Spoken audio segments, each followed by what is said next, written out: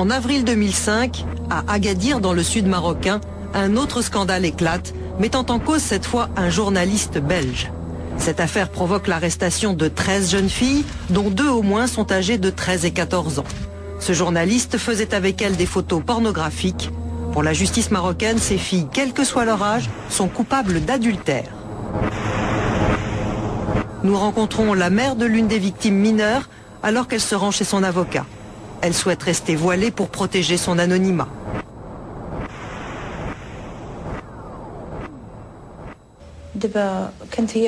Ma fille était dans un café et c'est une autre fille qui est venue la chercher.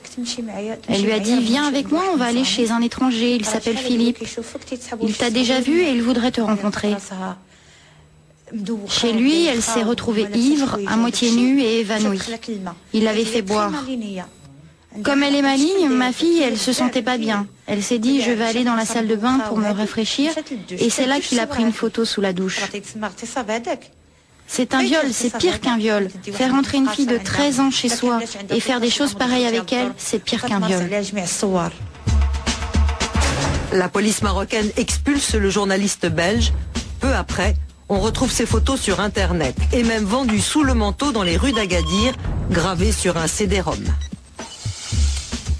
La loi de 1995 est aussi applicable en Belgique. Puisque l'homme a photographié des mineurs, il peut être poursuivi pour ses actes commis à l'étranger. Le journaliste habite Bruxelles. Nous décidons d'enquêter sur place. Nous découvrons son adresse et tentons de le retrouver.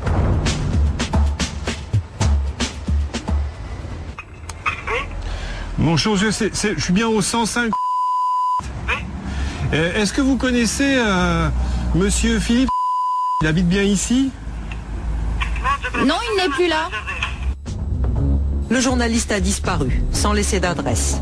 Mais un groupe de députés mené par une bruxelloise d'origine marocaine, Faïda Saïdi, se mobilise pour que la justice belge intervienne.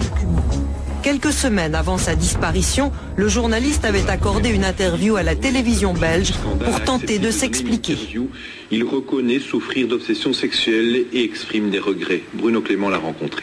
Je sais bien que peut-être ça paraît un peu vain et peut-être un peu facile maintenant dans la situation où je suis, mais en tout cas je voudrais exprimer mes regrets.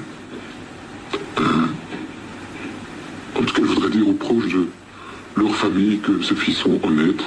Je suis catastrophé par ces accusations, j'en répondrai devant la justice s'il le faut, mais en tout cas je ne pense pas avoir le profil d'un pédophile. Vous avez vu, document à l'appui, qu'il y a eu des mineurs au moment des faits. Et là, je pense que la justice doit faire son travail et vraiment mettre le doigt sur l'existence de mineurs qui ont été victimes du journaliste en question. Aujourd'hui, la balle est dans le camp de la justice belge. Dans le cadre d'affaires qui ont une portée aussi grave sur des enfants, sur des jeunes femmes, il faudrait pouvoir vraiment appliquer cette loi avec beaucoup plus de vigueur et il faudrait qu'il y ait vraiment une volonté plus grande des autorités judiciaires et aussi, pas seulement se pencher vers l'acte répressif, mais aussi sensibiliser. La loi de 95 sur la protection des mineurs sera-t-elle réellement appliquée? En attendant, au Maroc, comme dans beaucoup d'autres pays d'Afrique ou d'Asie, 3 millions d'enfants continuent d'être les victimes de touristes sexuels venus des pays riches.